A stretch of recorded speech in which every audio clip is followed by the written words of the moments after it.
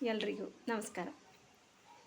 ರಘುವೀರ್ ಕಲಾ ಟ್ರಸ್ಟ್ ವತಿಯಿಂದ ನವೆಂಬರ್ 9ನೇ ತಾರೀಕು ರವಿವಾರ ದಿನ ಮಧ್ಯಾಹ್ನ 2 ಗಂಟೆಗೆ ನಯನ ಸಭಾಂಗಣದಲ್ಲಿ ಒಂದು ಅಪರೂಪದ ಸಾಂಸ್ಕೃತಿಕ ಕಾರ್ಯಕ್ರಮವನ್ನು ಹಮ್ಮಿಕೊಳ್ಳಲಾಗಿದೆ.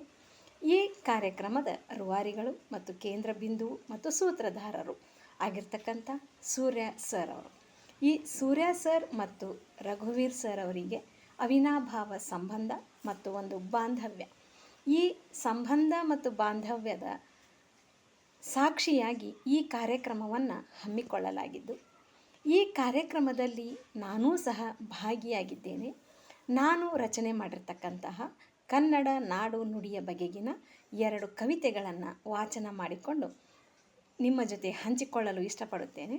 ಜೊತೆಗೆ ಎಲ್ಲರೂ ಸೇರಿ ಈ ಕಾರ್ಯಕ್ರಮವನ್ನು ಯಶಸ್ವಿಗೊಳಿಸೋಣ. ನಮ್ಮನ್ನು ಅಗಲಿದಂತಹ ರಘುವೀರ್ ಸರ್ ಅವರ ಆತ್ಮಕ್ಕೆ ಚಿರಶಾಂತಿಯನ್ನು ಕೋರೋಣ.